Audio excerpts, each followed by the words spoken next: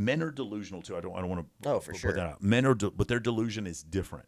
Men's delusion, while sometimes it may also be based in some sort of feeling that they're having, it has to do more with either pornography screwing up their ability to contextualize sex. Like they don't understand the difference between romantic sex between them and their partner.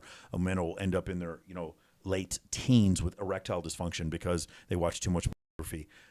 That'll cause them to be delusional. Additionally, the images that they see of women on social media, especially with the artificial intelligence images that are coming out, these AI influencers, men are starting to believe that women look like that.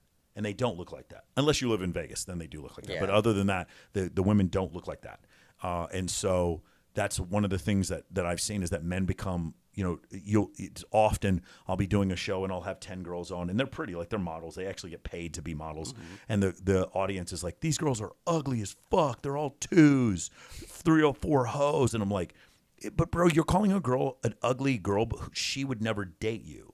Like no girl of her level of attractiveness would ever give you the time of day, but you're calling her ugly. That's a male cope. Yeah. Some men have a cope as well too. It's just the difference with those, the male cope and the female cope is that like the female cope I think has an actual detriment to society. The male cope does too to some extent, but these men are like they don't have a chance anyway.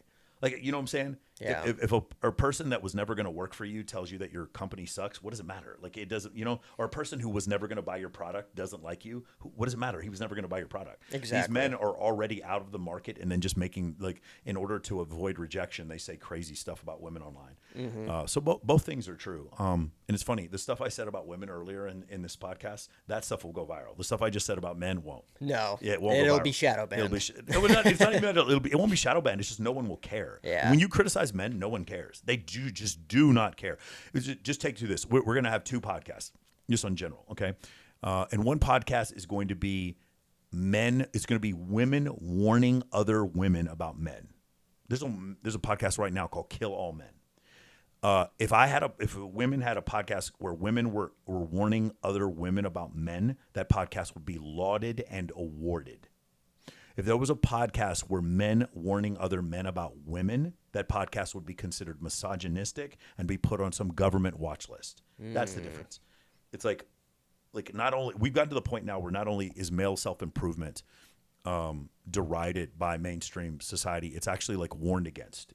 It's censored, right? The idea of men improving themselves is like now to the point where it's become censored. So, like I said before, if you just choose to adopt masculine qualities and stop listening to what Disney said, it's just like getting in the top 15% is effortless now. So you asked why this was so interesting to me. It's like, well, if I have a company where I can just get men to understand these concepts and not like literally look at scientific data and actually look at anecdotal success that men have with women, as opposed to listening to what mainstream pop psychologists say about attachment styles or fucking the 5 love languages. Yeah. Instead of doing that, instead of actually looking at like what works and what doesn't, observing men who are successful with women rather than listening to men who say they're successful with women, and instead of listening to women for dating advice, actually looking at who those women end up dating. The woman who keeps saying, "Do you men, you need to like level up your personality and do all this kind of stuff," and then you look at her boyfriend and she's dating a male stripper who can't even speak right.